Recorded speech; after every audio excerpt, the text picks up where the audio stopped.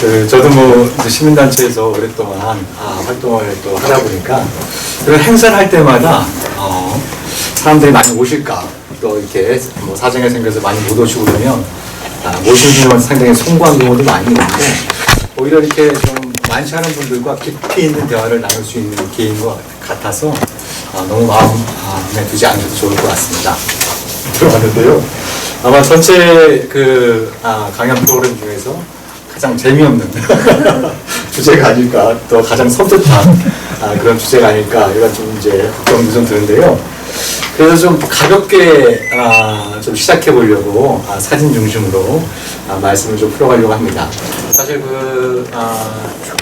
이영희 선생님 하면 국제문제 전문가이자 시대에 앞선 교육증을 주신 사상가, 또 언론 실천가, 이런 부분으로 많이 알려주신 분인데요. 또 그분이 근데 군사 전문가이시겠어요. 장군 때부터 장교로 참전하면서 굉장히 좀 해박한 군사 지식을 갖고 있는 분인데, 그 군사 지식, 그 전문성을 전쟁을 위해서라기보다는 평화를 위해서 이 군사 전문성을 또 활용했던 그런 걸 제가 기억을 좀 합니다. 1980년대 말에는 그 남북한 군사력 비교를 굉장히 실질적인 분석을 논문을 발표를 하셨어요. 그래서 그때까지만 하더라도 남한군이 북한군에 대해서 압도적인 열세에 있다, 이런 얘기들을 많이 했는데, 이영희 선생님께서 굉장히 광범위한 자료, 특히 이제 미국 측 자료, 이런 것들을 좀 인용을 하셔서 아니다, 이미 70년대 말 80년대 초부터 남한이 군사력에서도 북한을 앞서기 시작했다, 실질적인 논문을 발표하면서 그것이 국방백서가 출연하게 된 계기가 됐습니다. 민간에서 위험한 상상가가 아니 우리가 북한보다 약하다고 얘기를 해야, 그죠? 그래야 뭔가 정치적, 군사적, 또 다양한 어떤 이제 그 기득권세력의 이익을 부지 강화할 수 있을 텐데, 그런 오랜 신화를 갖다가 깨트리는데 성공의 섬으로서 이래서는 안 되겠다. 그래서 이제 국방부가 그때부터 국방백서를 발간하기 시작했습니다. 그래서 이영희 선생님께서도 이제 군비경제 문제, 또 핵 문제에도 굉장히 많은 관심과 가르침을 주셨다는 걸 말씀을 드리면서 제 말씀을 열어가도록 하겠습니다. 저 이제 사진을 중심으로 해서 말씀을 드릴 텐데요. 첫 번째 사진은 이게 2019년 10월 17일 날 평양 김일성 경기장에서 있었던 이제 보시면은 그 카타르에서 월드컵 경기가 열리지 않습니까? 그 월드컵 경기 예선전 장면, 남북한 이른바 이제 그 코리안 더비에서 전 세계적인 관심을 모았던 이제 월드컵 예선전이었는데, 이게 좀 이상하죠. 봤을 때 제일 이상한 게 뭡니까? 무관중이었습니다. 무관중이었어요. 보시다시피 지금 이제 관중석이 텅텅 빈 걸 갖다 확인을 할 수 있습니다. 그래서 이 경기의 주장이 누구였습니까? 한국 대표팀의 주장이 황선우, 잘 아시는 손흥민이었죠. 손흥민. 그래서 손흥민이 이 경기를 마치고 공항에 들어와서 막 기자들이 막 몰려갔을 거 아닙니까? 몰려갔을 때 손흥민이 한 말이 그거였습니다. 안 다친 게 다행입니다. 안 다친 게 다행입니다. 이렇게 얘기를 했었어요. 왜냐면 이 경기장에서 뭐 무관중도 굉장히 좀 이색적인 장면이었지만, 북한 선수들이 굉장히 거칠고 플레이도 굉장히 거칠었지만 굉장히 심한 욕을 많이 했어요. 참으로 이제 손흥민이 기자회견을 통해서 참으로 말로 옮길 수 없을 정도로 북한 선수들이 심한 욕들을 하더라고요. 그 다음에 굉장히 뭐 경기가 치열할 수 있는데 평소에 경험할 수 없을 정도로 북한 선수들이 굉장히 적대적인 언행을 보였다라는 취지로 얘기를 했습니다.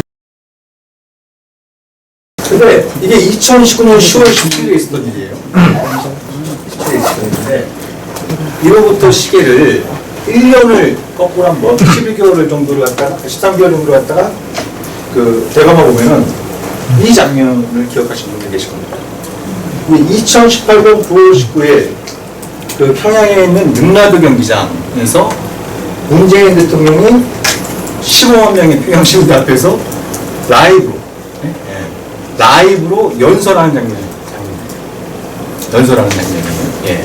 사실 상상하기 힘든 장면이었고, 그래서 그 문재인 대통령도 재임 5년 동안 본인이 가장 기억에 남는 장면. 그걸 뽑은 게 바로 이 장면입니다. 이 장면입니다. 그러면 이상하지 않습니까? 이 사이에 무슨 일이 있었길래 이렇게 그 남한에 대해서 또 문재인 대통령에 대해서 역대급 환대를 했던 북한이 불과 1년 사이에 이렇게 역대급 냉대로 돌아섭니다. 네, 냉대로 돌아섭니다. 네. 그게 이제 굉장히 좀 중요한 포인트라고 생각합니다. 이게 뭐 정권이 바뀌었고 이런 일이 벌어진 게 아니에요. 다 문재인 정부 때 있었던 일입니다. 그 질문에 대한 답변을 이 사진을 통해서 유추를 해볼 수 있습니다. 이 사진은 뭐냐면, 그러니까 2018년 4월 27일 날 판문점에서 남북 정상회담이 있었죠. 그 다음에 이제 9월 19일 날 또 평양에서 남북 정상회담이 있었습니다. 그 두 차례에 걸쳐서 북한군 수뇌부가 일렬로 쭉 도열해갖고 문재인 대통령한테 차례로 격려를 하는 장면입니다. 차례로 격려를 하는 장면이에요. 이 장면 역시 좀 상상하기 힘든 장면이었어요. 저는 개인적으로 그때 이제 생중계로 이 방송을 보면서 가장 제 눈에 띄었던 장면이 바로 이 장면이었어요. 저걸 통해서 뭘 김정은 위원장이 얘기를 하고 싶은 거지? 뭐 이런 좀 궁금증이 들었어요. 그래서 그 당시에 이제 판문점 정상회담 때 한 그 TV에 이제 TV에 패널로 나가가지고 생중계로 저보고 이제 보여주면서 쭉 해설을 하지 않습니까? 그래서 제가 그때 그런 얘기를 했던 게 납니다. 저 장면 주목할 필요가 있습니다. 네, 저 장면 주목할 필요가 있습니다. 저기는 뭔가 김정은 위원장이 문재인 대통령한테 하고 싶은 메시지가 여기에 있는 것 같다라고 얘기를 했었습니다. 그래서 제가 이 사진에 이제 아까 제가 드렸던 질문, 그러니까 2018년에 그 남한에 대해서 역대급 환대했던 북한이 불과 1년 사이에 왜 역대급 냉대로 돌아섰는가? 라고 하는 질문에 대한 답을 유추할 수 있는 게 이 사진에 있다고 말씀드렸는데, 그럼 무슨 뜻이냐면, 이때 거수병리를 했던 북한 수뇌부가 그 이후에 1년 동안 벌어진 일들에 대해서 김정은한테 무슨 보고를 했을까? 1년 동안 벌어진 일에 대해서 무슨 보고를 했을까? 그리고 그 보고를 받은 김정은은 어떤 생각이 들었을까? 이런 질문을 떠올려보면 앞서서 보여드린 그 사진에 대해서 이 양극단에 있는 사진에 대한 담긴 메시지를 좀 볼 수 있다라는 생각이 듭니다. 그건 제가 좀 이따 좀 더 자세히 설명 말씀드리도록 하고요. 2018년에 또 하나의 잊을 수 없는 장면이 바로 이 장면이죠.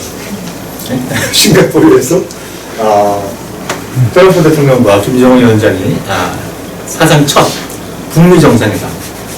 그러니까 그 조선민주주의 인민공화국이 1948년, 그죠? 네. 48년에 이제 정부 수립을 했으니까 무려 몇 년입니까? 70년 만에, 그죠? 70년 만에 북미 정상이 처음으로 만난 거예요. 네. 이때의 이 이벤트는 싱가포르 이 열린 행사에 외신 기자가 3,000명이 넘게 갔답니다. 보통 월드컵이나 올림픽을 능가할 정도의 세계적인 이벤트였던 거예요. 예. 근데 이때 까메오처럼 등장한 사람이 있었습니다. 이 싱가포르 북미 정상회담에 까메오처럼 등장한 사람이 누구냐면 바로 이 사람입니다. 데니스 로드만. 데니스 로드만 처음 들어보신 분들도 계시겠지만, 예. 옛날에 1980년대 말 90년대 초에 그 미국 프로농구 NBA의 시카고 불스의 전성기를 이끌었죠. 일단 여러분들 잘 아시는 마이크 스캇 피켄, 그 다음에 데니스 로드맨, 이 세 사람이 이제 시카고 불스의 전성기를 이끌었고, 로드맨은 리바운드 왕이었습니다. 예, 리바운드 왕이었습니다. 키가 그렇게 크지도 않은데 악착같이 리바운드를 잡으면서 굉장히 오랫동안 NBA 리바운드 왕을 했고, 당연히 이제 그 NBA 명예의 전당에도 이름이 올라갔죠. 네, 올라갔죠. 근데 이 로드맨이 이 장면을 보고 보기에 싱가포르 날아가서 이 대형 스크린을 통해서 김정은과 트럼프가 포옹하는 장면을 보면서 눈물을 흘립니다. 데니스 로드맨이. 굉장히 흥미로운 장면이죠. 흥미로운 장면인데, 왜 그랬냐면, 이게 잠깐, 이게 여러 가지 좀 함축하고 있는 바가 있는데, 그 로드만이 아시다시피 이제 방금 말씀드린 것처럼 이제 유명한 농구 선수이고 요즘은 모르겠습니다만 옛날에 김정은이 굉장히 농구를 좋아했다고 하죠. 네, 농구를 좋아했다고 하는데 그래서 2013년에 로드맨이 평양에 가서 김정은을 만납니다. 2013년 그 2월에 네. 그때도 한반도 상황이 굉장히 안 좋을 때였습니다. 굉장히 안 좋을 때 막 그러니까 전쟁 위기가 막 감돌고 막 이런 어떤 상황이었는데 로드맨이 가서 평양에 가서 김정은을 만나고 트위터를 날립니다. 내가 그 정은이 만나보니까 뭐 이상한 괴물이 아니더라. 그냥 뭐 두 아이를 둔 평범한 아버지. 그리고 여러 가지 이제 스포츠와 문화생활을 즐기고 싶어하는 평범한 사람이다. 다만 뭐 북한의 지도자이기 때문에 굉장히 이색적으로 비치지만 그렇지만 이제 로드맨이 이제 그런 얘기를 합니다. 또 이때 미국 대통령이 누구였죠? 클린턴? 버락 오바마. 오바마? 오바마도 농구 광입니다. 맞아. 네. 오바마는 하루에 1시간 동안 농구를 안 하면 국정이 안 되는 사람이었어요. 그 선수가 어디를 가도 나는 기본적으로 하루에 최소한 30분 농구를 해야 된다. 이런 어떤 사람이었는데, 더군다나 이제 그 최초의 그 흑인 미국 대통령이고, 로드맨도 잘 알죠. 네. 그래서 자기가 김정은의 친구고 오바마의 친구니까 내가 이 두 사람의 만남을 한번 중재해보겠다. 그래서 이제 트위터로 날립니다. 근데 두 친구 만나기 전에 당장 만나기 쉽지 않으니까 그 정은이가 전화하면 전화라도 좀 받아달라. 이런 식으로 이제 평양에서 트위터를 날렸어요.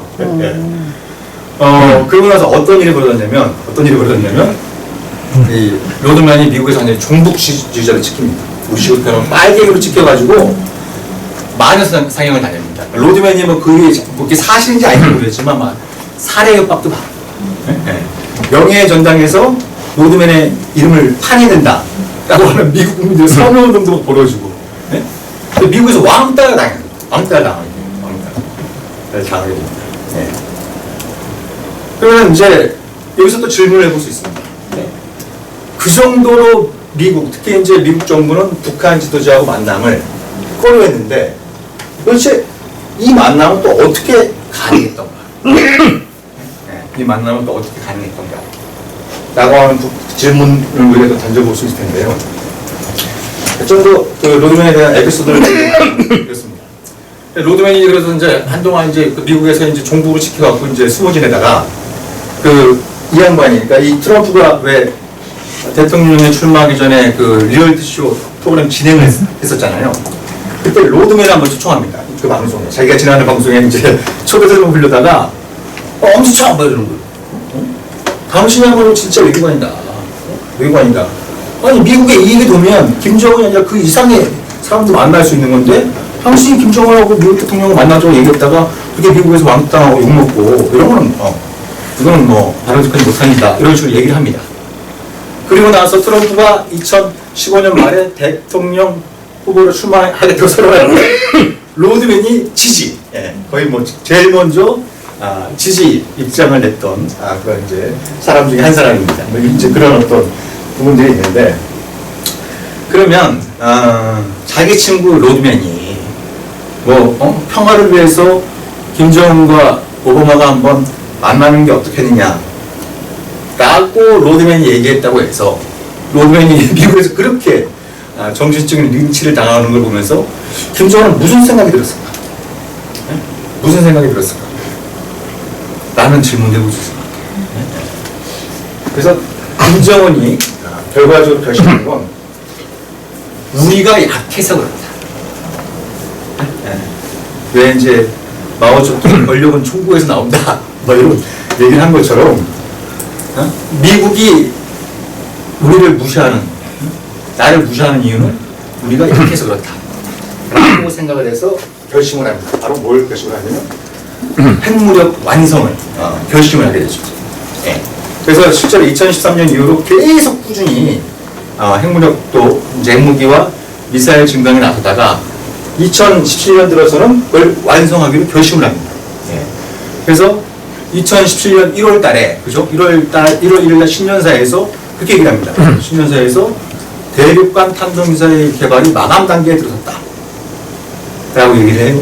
얘기를 하니까 그 다음날 미국 대통령 당선자 당선자였던 트럼프가 트위터로 never 그런 일은 절대 일어나지 않을 거다 라고 하면서 그날로부터 2017년 1월 1일부터 김정은과 트럼프의 건건 일척의 승부가 붙습니다. 전 세계가 1년 동안만 들썩들썩 거릴 정도로 1년 동안 한치 양보도 없는 그런 어떤 대결을 벌이는데, 근데 이제 이 김정은은 그럼에도 불구하고 트럼프하고 맞짱을 뜬 거죠. 맞짱을 뜬 겁니다. 그래서 트럼프가 김정은을 향해서 리틀 로켓맨 이렇게 얘기하니까 김정은은 본인 직접 성명을 통해서 노망만 늙은 이렇게 얘기를 하고, 그죠? 미국 우리한테 까불면 나를 건들면 니들 북한을 완전히 다 파괴시키고 그럴 거야. 그래? 그렇게 니들 할 수 있나 보자. 우리가 한번 괌을 한번 포기 사격해 볼게. 이러고 나오고, 실제로 이제 2017년 9월 달에는 수소폭탄 실험을 했습니다. 2016년에도 했는데 그때는 워낙 그 폭발력이 낮아갖고 좀 국제사회 분위기가 북한한테 너 불하지? 이런 쪽에 좀 가까웠어요. 근데 2017년 9월 달에 실시한 6차 핵실험은 파괴력이 최소한 300킬로톤을 넘었는데, 그렇게 리터 규모가 이렇게 나왔다라고 하는 것은 수소폭탄일 가능성이 상당히 높다라는 이제 그런 분석들이 많이 나왔죠. 그리고 11월 달에는 11월 29일에는 화성 15형이라고 불리는 대륙간 탄도미사일을 시험 발사하고 바로 김정은이 야 이제 우리 핵무력 완성했어 이렇게 선언을 합니다. 선언을 합니다. 근데 이제 그때 이제 엄청난 위기감이 감돌고 한반도 비핵화의 평화는 끝났다 이런 어떤 굉장히 좀 절망적인 목소리도 많이 있었는데, 이제 몇몇 사람들 같은 경우에는 저게 김정은이 뒤집기를 시도하려고 하는 게 아니냐, 또 트럼프가 이렇게 막말을 쏟아붓고 이런 것도 뭔가 이렇게 염두에 두고 하는 것이 아니냐, 이런 얘기들이 좀 조심스럽게 좀 나오기도 했었습니다. 그래서 제가 요거를 보면서 그때 이제 제가 이렇게 이름을 지은 게 저거는 김정은식 변증법적 협상 전략이다 라고 이렇게 이제 제가 이제 좀 썰을 풀었습니다. 그 말씀인 즉 변증법은 정반 합의잖아요. 정반 합의 있어요. 이제 김정은의 협상 전략에서 정은 뭐냐면 아버지가 물려준 핵무력을 이게 어정쩡한 수준이었어요. 어정쩡한 수준이니까 이걸 아싸리 완성해버리자. 그러니까 긍정을 통한 뭔가 부정의 그런 계기들을 만들어내겠다라고 하는 것이 김정은의 머릿속에 있었다라는 게 당시 이제 저의 생각이었고, 그럼 반은 뭐냐? 핵무력 완성을 통해서 이제 북한한테 주장할 수 있습니다. 이제 자기들은 전략가가 됐다. 미국과 힘이 대등해졌다. 남들이 믿던 믿지 않던 어찌됐든 수소폭탄을 실험하고 RCBM 개발도 시험에서도 거의 성공을 했으니까, 그러니까 이제 북한이 이제 전략국가가 되고 미국과 힘이 대등해졌으니까 미국과 담판을 지을 수 있는 힘을 갖겠다. 이렇게 김정은 판단했던 거예요. 김정은 그렇게 판단을 하고, 근데 그게 아주 우연치 않게 트럼프라고 하는 사람을 만난 거예요. 트럼프라고 하는. 이게 정말 역사의 기막힌 우연이라고 볼 수 있는데, 아까도 제가 트럼프가 데니스 로드만을 자기 방송에 초대해가지고 미국에 이익이 되면 김정은이 아니라 그 아버지 할아버지도 만날 수 있다는 취지로 얘기했다고 얘기했잖아요. 근데 트럼프는 굉장히 대선 후보 때부터 김정은 만나겠다. 내가 비싼 음식은 못 사줘도 햄버거 정도 먹으면서 협상할 수 있다. 이렇게 얘기했던 사람이에요. 2016년 미국 대선 때. 근데 그 당시 미국인들이 외국 지도자에 제일 비호감이 높았던 사람이 김정은이었어요. 푸틴이나 시진핑은 한참 아래에 있었어요. 거의 90% 가까울 정도의 미국 국민들의 비호감도가 압도적으로 높은 사람이 김정은이니까, 공화당의 대선 후보가 그런 김정은하고 만날 수 있다고 얘기하니까 당시 힐러리 클린턴 캠프, 민주당 캠프에서 이거 호시나 만났다고 생각한 거 아니에요. 그래서 엄청난 색깔론을 퍼부었어요. 우리 실패하면 이 트럼프에서 엄청나게 색깔 넓혔는데 트럼프는 뭐가 문제냐? 뭐가 문제냐? 이제 이렇게 된 거예요. 그래서 다시피 이제 트럼프가 대통령이 됐어요. 근데 제가 그 인상 깊었던 장면 중 하나가 트럼프가 이제 자기가 이제 대선 후보, 공화당의 대선 후보로 결정되고 후보 수락 연설을 하는데 그렇게 얘기를 합니다. 그런 식으로 얘기합니다. 미국도 개판이고 세계도 개판이다. 그런 사람이 개판을 가고 있다. 네, 이렇게 얘기하면서 이런 문제를 나 혼자 해결할 수 있다. 나 혼자서 개판이 미국과 세계 문제를 해결할 수 있다. 아니 보통 미국이 뭐 대선 후보가 되면은 뭐 국민들의 지지와 협조, 또 신의 뭐 이렇게 은총 이런 것들을 얘기하는 게 보통의 이제 정해진 부분인데 트럼프는 나 혼자 해결할 수 있다. 이런 게. 그만큼 그 자기애와 인정 그 투쟁 욕구가 강한 인물인데 미국 대통령이 그 전에 미국 대통령이 한 번도 해보지 않았던 북한 지도자의 정상이에요. 그리고 25년 동안 엉망진창이 될 수 되었다고 하는 북한 문제를 자기가 김정은하고 만나서 풀 수 있다고 한다면 자기가 쇼케이스를 할 수 있는 굉장히 좋은 소재라고 판단할 수 있다는 것이죠. 바로 그러한 부분들이 2017년 동안 그렇게 북한한테 이렇게 이제 말폭탄을 던지고 무력 시위를 하고 최대한의 압박을 가한 거예요. 그래서 이 두 미치광이가 이제 만나기로 한 거잖아요. 그죠? 만나기로 했는데 김정은은 북한이 미국과 대등한 힘을 가진 전략 국가가 됨으로써 자기가 제안한 북미 정상회담을 트럼프가 수용한 거다, 받아들인 거다. 이렇게 해석을 한 거고. 반면에 트럼프는 자기가 뭐 말폭탄을 엄청나게 던지고 수시로 전략자산 전개해서 북한에 대한 무력시 전개하고. 그러니까 그 과정에서 어떤 일도 있었냐면 앞으로 이제 그런 일이 있어서는 안 되겠지만 한참 막 그 북미 간의 긴장이 고조됐던 그 2017년 9월 말에 어떤 일이 있었냐면 미국의 전략 폭격기가 현대가 밤에서 출국해서 휴전선을 가로질러 갖고 북한의 동해상의 북한 영공을 이렇게 스치듯이 지나갔어요. 스치듯이 딱 지나갔어요. 네? 지나갔어요. 근데 북한이 조용히 했어요. 북한이 뭐 아무런 뭐 반응이 없었던 거예요. 네? 그래갖고 뭐야?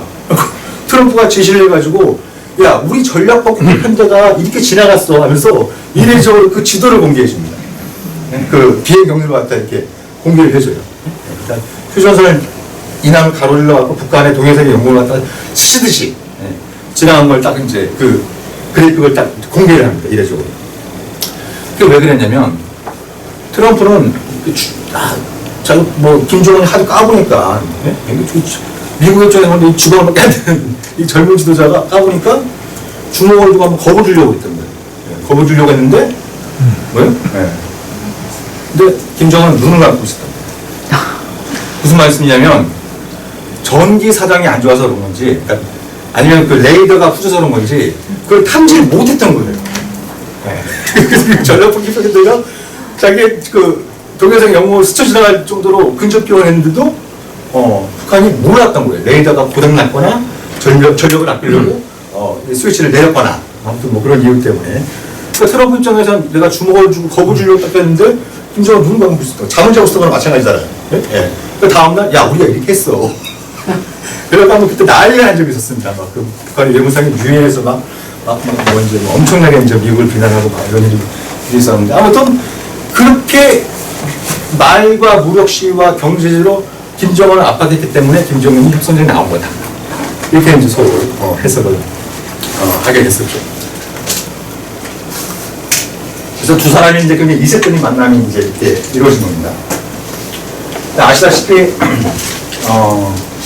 2019년 2월달 베트남 하노이에서 열린 2차 북미 정상회담이 노딜쇼로 끝나고 말았습니다. 노딜쇼로. 그래서 트럼프가 2월 28일, 그러니까 회담 첫째 날에 김정은하고 마지막 회담을 마치고 기자회견에 나와서 노딜 이렇게 선언하는 이 사진입니다. 이 사진. 이거에 대해서 이미 많은 얘기들이 있었죠. 이 옆에 있는 사람은 마이크 폼페이오 실무총책. 제가 엑스맨으로 부른 사람이에요. 엑스맨. 실무총책을 북미 간의 그 실무총책을 맡고 있었는데 사실은 이제 존 볼턴 백악관 안보보좌관하고 손을 잡고 이 북미 정상회담 프로세스를 무산시킨 엑스맨이라고 제가 이렇게 지목했던 사람입니다. 그래서 이거에 대한 얘기를 많이 있어요. 예. 근데 제가 주목하는 거는 아까 제가 그 처음 보여드린 사진과 관련 사진을 보여드리면서 드렸던 질문과 연결되는 장면들이 지금도 나옵니다. 자, 이때 이제 엄청나게 하노이 노들은 충격이었어요. 예. 충격이었어요. 이때 아시다시피 이제 김정은은 평양에서 하노이까지 66시간 동안 기차를 타고 가지 않았습니까? 예? 근데 빈손으로 다시 기차를 타고 열차를 타고 평양까지 돌아갔죠. 그래도 트럼프가 일만의 양심은 있었는지 그랬다 그랬죠. 김정은한테 야, 내 비행기를 태워줄까? 네 비행기 데려다 줄까? 뭐 이랬다고 얘기를 하죠. 예. 그런데도 미워도 다시 한 번이었습니다. 예. 4개월 뒤에 하노이 노딜 4개월 뒤에 판문점에서 남북미 정상회담이 열렸어요. 이제 여기서부터 이제 오늘의 본 주제에 들어간다고 볼 수 있습니다. 그러니까 이미 하노이 노딜이 있은 다음부터 김정은하고 트럼프는 계속 친서를 주고받았어요. 친서를 주고받았고, 그때 이제 6월 초에 김정은이 트럼프한테 편지를 보냈는데, 나중에 그 친서를 입수한 박 우드워드가 이제 그 쓴 책에 따르면 그 편지 내용을 쭉 보면 마치 사랑을 고백합니다. 예, 그런 내용 많이 담겼다 그러죠. 후구절절한. 예. 왜냐면 김정은이 이제 굉장히 이제 트라우마에 시달리고 있지만 자기가 이렇게 다시 옛날 길로 돌아가기에는 너무나 허망한 거예요. 여기까지 온 게. 그렇잖아요? 예. 그래서 미워도 다시 한 번이라고 하는 이 구구절절한 심정을 담아서 트럼프한테 편지를 보낸 거예요. 예. 그래서 트럼프가 답장으로 적절할 때 한번 보자. 그러다가 트럼프가 6월 말부터 그 이제 일본 오사카에서 열렸던 G20 정상회담, 그 다음에 이제 한국을 방문할 이런 예정이었어요. 그래서 이제 그걸 또 기회를 포착한 그 문재인 정부에서는 야, 너희들 이왕 오는 김에 이따가 판문점에서 같이 보는 게 어떻겠냐? 라고 이제 미국에 제안했는데 그 미국은 이렇게 좀 이렇게 그게 긍정적이지 않았어요. 네, 긍정적이지 않았던 이런 상황인데 또 역시 이제 이 또 리얼리티 프로그램의 진행자 출신답게 트럼프가 갑자기 트위터로 날렸죠. 정원아, 내가 내일 한국에 가는데 우리 DMZ에서 만나서 뭐 잠깐 인사라도 좀 나눌래? 긴 시간 얘기 못 나누면 뭐 세이 헬로 정도라도 할래? 뭐 이렇게 날린 거예요. 한국에 여기 바로 전날에. 김정은이 그거 보고 장난하나? 장난하나? 그래서 정상간에 만나면 그 제안을 내면 공식적인 외교 용도를 통해서 해라. 그러니까 트럼프가 그거 하지. 그래서 해가지고 이렇게 만나게 된 거예요. 그래서 이때 김정은이 막 그런 얘기를 합니다. 당신과 나의 우정이라면, 당신과 나의 우정이라고 한다면 70년 묵은 조미 간의 적대 관계도 충분히 극복할 수 있는 그 신비로운 힘이 될 거다. 네? 무슨 법사한테 얘기를 듣고 와서 그런지 아무튼 예, 이 외교 관계에서 특히 적대 관계에서는 쉽게 할 수 없는 얘기를 또 공개적인 자리에서 많이 얘기를 합니다. 예, 당신과 나의 신비로운 힘이 70년 묵은 조미 간의 적대 관계를 청소할 수 있을 것이다. 이런 식으로 얘기를 막 굉장히 고문해서 얘기를 하고 그래요. 근데 이 자리에서 트럼프하고 김정은이 한 40분 정도 양자 회담을 했는데 이때 두 가지 중요한 구두상의 합의가 이루어집니다. 구두상의 합의가. 트럼프는 약속을 합니다. 저도. 진짜 한미연합훈련 안 할게. 한미연합훈련 진짜 안 할게. 이렇게 약속을 해요. 약속을 하고.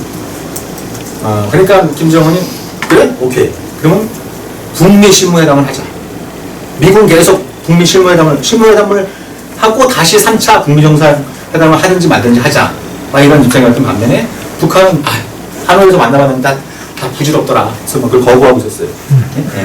그런데 트럼프가 한미연합훈련을 하지 않겠다고 어디 약속을 하니까 김정은이 오케이 그러면 실무회담 나갈게 라고 화답을 한 거예요. 화답을 한 거예요. 그래서 이제 이게 이 좌초위기에 처한 한반도 평화 프로세스가 다시 되살아날 어떤 이제 기회가 오는 듯 했습니다. 근데 이상한 일들이 벌어집니다.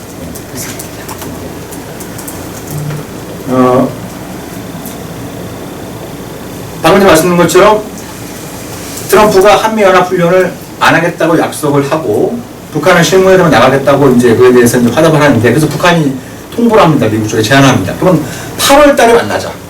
8월 달, 2019년 8월 달에 실무회담 한번 하자. 라고 이렇게 제안을 미국 측에 했었어요. 근데 그 전제는 뭐예요? 예. 한미연합훈련을 안 하는 거잖아요. 또 거기 약속을 했으니까. 근데 연합훈련을 안 한다라고 하는 발표 기대로 안 나오는 거예요. 오히려 7월 20일 정도부터 지나면서부터 연합훈련을 할 수도 있다는 식의 얘기들이 한미 언론을 통해서 이제 나옵니다. 연합훈련을 할 수도 있다는 식의 얘기가.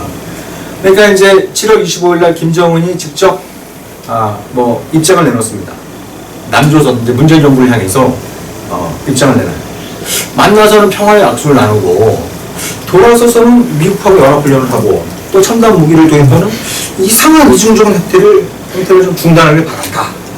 이런 식으로 이제 이른바 권원이란 이름과의 그런 입장을 갖다가 이제 발표를 해요. 김정은이 직접. 네. 발표를 했는데, 근데 8월 초에 우리 국방부에서 8월 10일부터 한미연합훈련을 실시하겠다. 라는 발표가 나옵니다. 발표가 나오니까.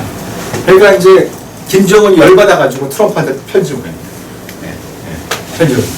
그 밥 우드워드는 그 편지를 읽어보고 어떤 표현을 했냐면, 낙담한 연인의 편지 같았다. 그래서, 트럼프하고 문재인 정부에 대해서 맹비난을 합니다. 맹비난을. 또다시 내가 농락당했구나. 이런 어떤 이제 신정을 담고 맹비난을 가해요. 그리고 바로 또 며칠 전에는 문재인 정부가 그 국방 중기 계획을 발표를 하는데 290조 원이 넘는 국방비를 5년 동안 투입해서 사상 최대급의 국비 증가를 하겠다. 이런 발표가 나와요. 이런 발표가 나와요. 근데 여기서 이제 보시면은 국방비가 제일 많이 늘어났을 때가 2019년이라는 걸 알 수 있죠. 그러니까 2018년 말에 책정한 2019년도 국방비가 8.2% 제일 많이 늘어납니다. 이때도 원래 계획대로는 한 7, 8%씩 늘릴 계획했는데 이게 왜 안 됐냐면은 코로나 때문에 안 되죠. 그렇게 하는 건데. 그러니까 2018년에 세 차례 남북 정상회담을 했죠. 세 번 했습니다. 판문점 번개팀까지 하면서 세 번 했는데 남북 정상회담에서 중요하게 합의한 상황이 단계적 군축을 추진하기로 한 거였어요. 단계적 군축을 추진하기로 한 거였어요.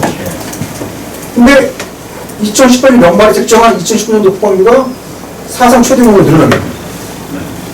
늘어나게 되죠. 그리고 앞에서 보여드린 것처럼 8월 10일부터는 또 한미연합훈련을 실시를 하고 이런 일이 벌어진 거예요.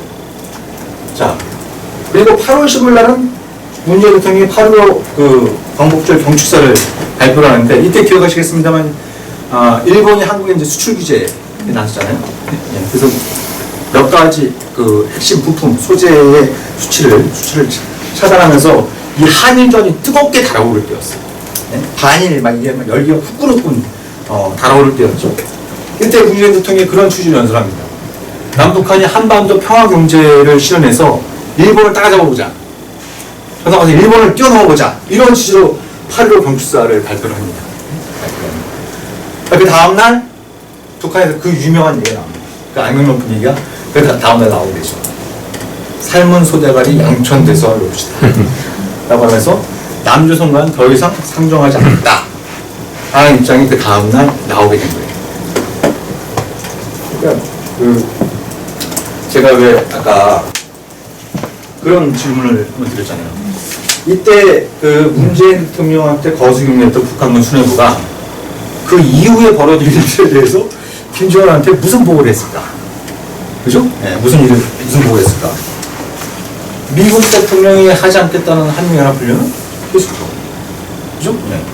또 남북 정상이 만나서 단계적 군축을 추진하기로 했는데 군축을 고사하고 사상 최대 규모의 군비 증강에 문재인 정부 나서 또 이런 내용들이 줄을 이뤘을 거다라고 우리가 어렵지 않게 이제 추측을 해볼 수 있는 거잖아요. 네.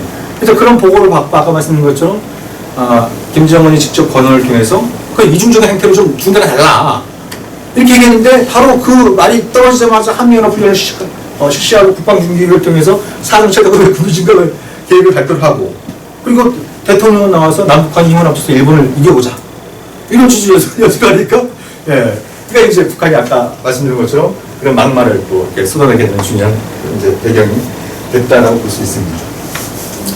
그래서 안타깝게도 이 2019년 8월 거치면서 남북 관계나 한반도 평화 프로세스의 재개 가능성은 거의 사라지게 되고, 특히 남북한이 합의했던 단계적 군축 무사하고 사상 최악의 이제 군비 경쟁으로 시작이 됩니다. 군비 경쟁이 여러 가지 양상들로 나타나고 있어요. 여러 가지 양상들로 나타나고 있는데, 자, 몇 가지 언론에서도 많이 나오는 얘기들 중심으로 해서 말씀드리겠습니다.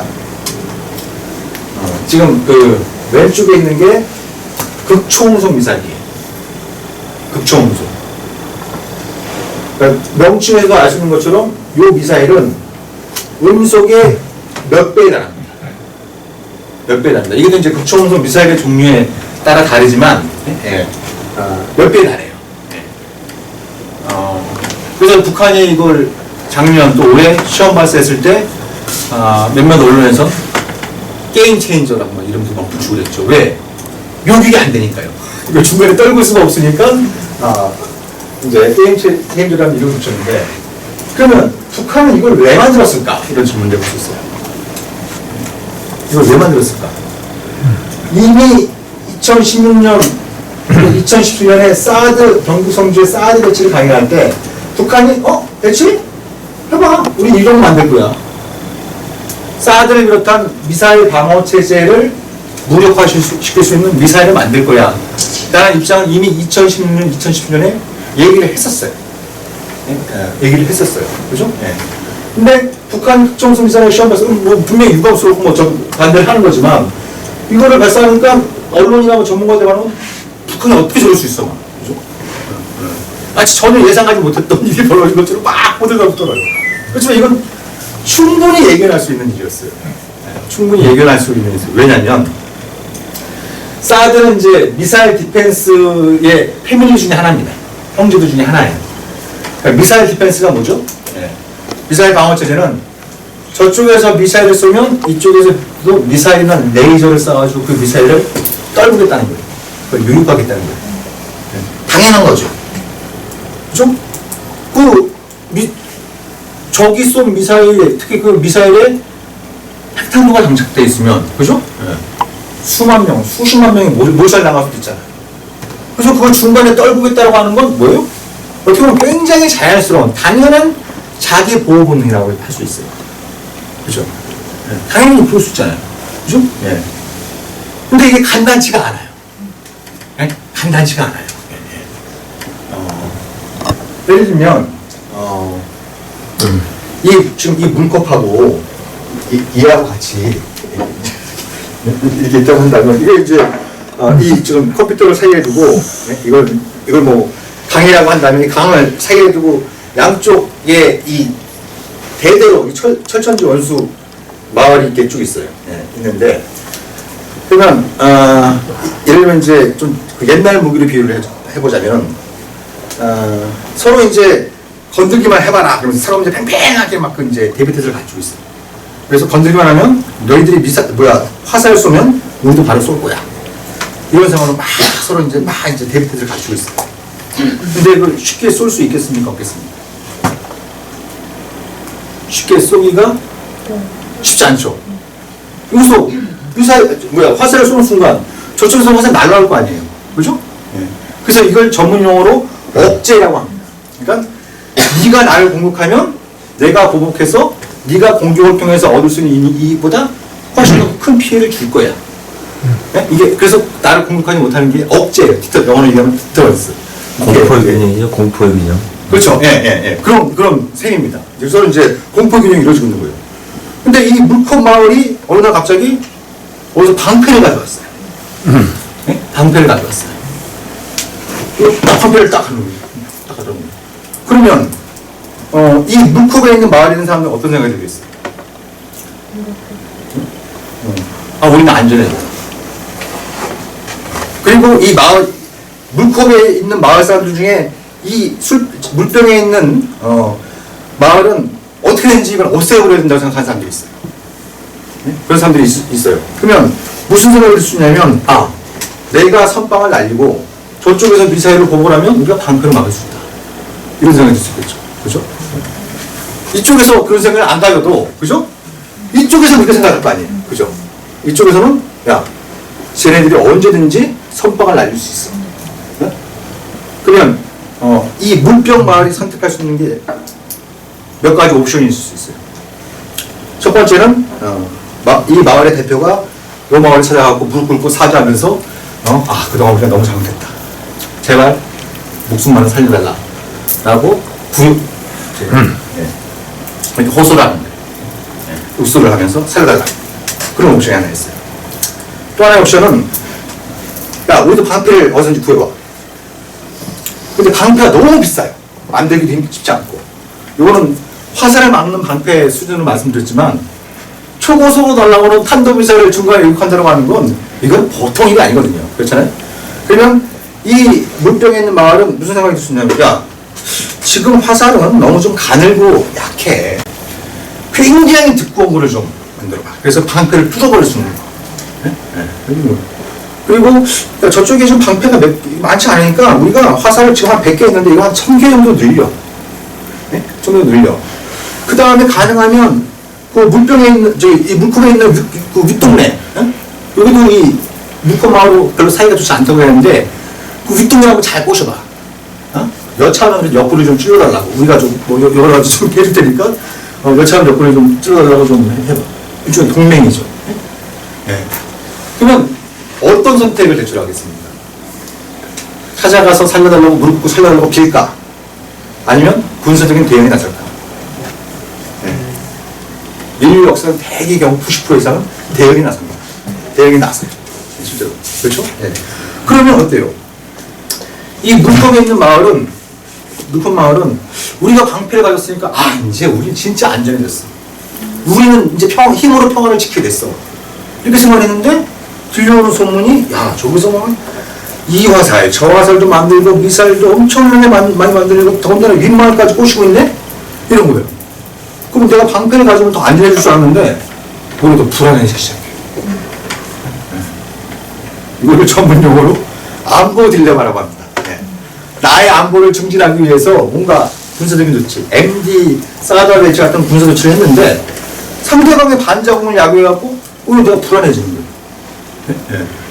여러분들 기억나시겠습니다만 2016년도에 이 사드 배치할 때, 결정할 때 당시 대통령께서 국무회의에서 이만한 지도를 갖다가 딱 펼쳐버리고 이 경북에 사드를 배치하면 수도권을 제외한 대한민국의 3분의 1가 북한의 핵미사일 공포로부터 해방될 수 있습니다. 뭐 이런 식으로 얘기했어요. 네. 그렇잖아요? 네.